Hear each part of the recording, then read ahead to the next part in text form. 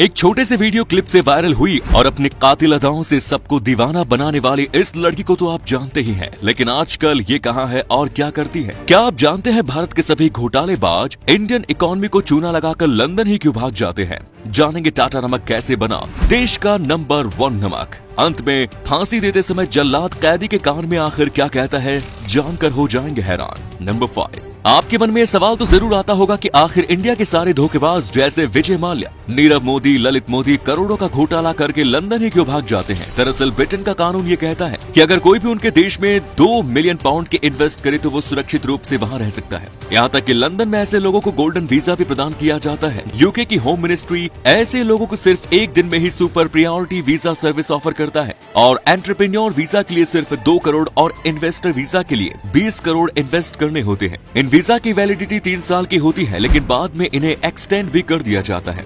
दोस्तों, इनके अलावा भी ऐसे धोखेबाजों का लंदन में बसने का सबसे बड़ा कारण वहाँ के सख्त मानवाधिकार नियम है। सभी अदालतों से निकलने के बाद ऐसे ठगों पर लगे 4 यूरोपीय मानवाधिकार न्यायालय में पेश होते हैं और अगर ब्रिटेन की मानवाधिकार कोर्ट को ऐसा लगता है कि इन लोगों को उनके देशों को सौंप दिया गया तो उनको सख्त से सख्त सजा दी जाएगी या मौत की सजा दी जाएगी, तब ब्रिटेन उसे वापस करने से मना कर देता है और ऐसे फ्रॉड लोग इन सब कानूनों को बड़े अच्छे से जानकर इसका पूरा लाभ उठाते हैं।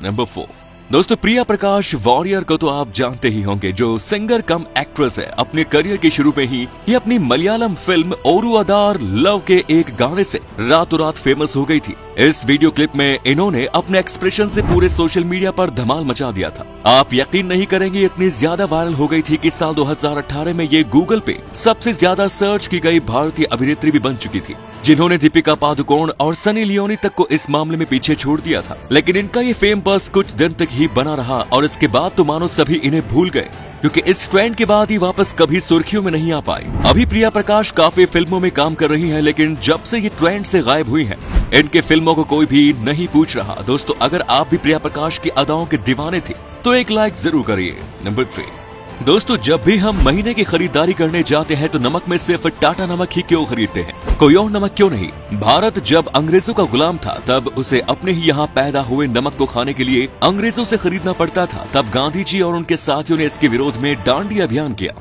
और अंग्रेजों का विरोध करते हुए खुद के हाथों से ही नमक बनाया। आजादी के बाद भी ऐसे ही समंदर के पानी को सुखाकर उससे नमक बनाया जा रहा, लेकिन उसमें प्यूरिफिकेशन का जरा भी ख्याल नहीं रखा जाता था। और फिर 70 के दशक में ये बात सामने आई कि आयोडीन की कमी के कारण भारी मात्रा में लोगों को घेंगा जैसी बीमारियां हो रही हैं। जब ये बात टाटा के सामने आई तब उन्होंने 1983 में टाटा केमिकल्स के नाम से देश का पहला आयोडीन युक्त नमक की फैक्ट्री स्टार्ट की, जिसकी खास बात थी कि यहाँ नमक को प्यूरिफाई करके उसमें सटीक मात्रा में आयोडीन को मिलाया जाता था और धीरे धीरे लोगों में आयोडीन की कमी दूर होने लगी और तब से लेकर आज तक टाटा नमक ने पूरे देशवासियों का भरोसा जीत लिया और बन गया देश का नंबर 1 नमक। दोस्तों, अगर आप भी देश का नमक टाटा नमक ही इस्तेमाल करते हैं तो एक लाइक जरूर करें। नंबर 2, हमने अक्सर फिल्मों में या टीवी शोज में ये देखा है, जब किसी कैदी को फांसी दी जाती है तो फांसी देने से पहले जल्लाद उसके कानों में कुछ कहता है, लेकिन आखिर जल्लाद क्या कहता है? दोस्तों, जल्लाद फांसी से पहले कैदी के मुंह पर काला कपड़ा डालकर उसके गले में फांसी का फंदा पहनाता है और फांसी देने से ठीक पहले कैदी के पास से जाकर उसके कानों में कहता है,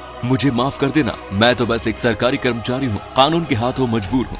इसके बाद अगर वो कैदी हिंदू है तो जल्लाद उसे राम राम कहता है और अगर वो कैदी मुस्लिम है तो उसे आखिरी बार के लिए सलाम करता है और उसके बाद लिवर खींच देता है, जिसके बाद उस कैदी की मौत हो जाती है। दोस्तों, अगर आपने ये फैक्ट पहली बार सुना है तो एक लाइक जरूर कर दीजिए। नंबर 1, शायद ही आपको पता हो कि हॉलीवुड के जाने माने सुपरस्टार और pirates of the Caribbean movie से फेमस हुए जॉनी डेप एक समय बैंक करप्ट हो चुके थे। दोस्तों, जॉनी डेप ने अपने करियर में 5000 करोड़ों की कमाई की, लेकिन साल 2017 में अपने ज्यादा खर्च की आदत के चलते उन्हें अपने सारे पैसे गंवाने पड़े। उन्होंने अपने सारे पैसे अपने स्टाफ की salary, wine, art, private jet, private island में उड़ा दिए और एक वक्त ऐसा आया जब उनके पास अपनी लाइफस्टाइल को मेंटेन करने के लिए भी पैसे नहीं बचे। फिलहाल अभी तो जॉनी ने वापस पैसे कमा लिए हैं, लेकिन दोस्तों, जॉनी डेप की इस स्टोरी से हमें एक सीख तो मिलती है कि पैसे को हर कोई कमा लेता है, पर उन पैसों को संभालना हर किसी के बस की बात नहीं।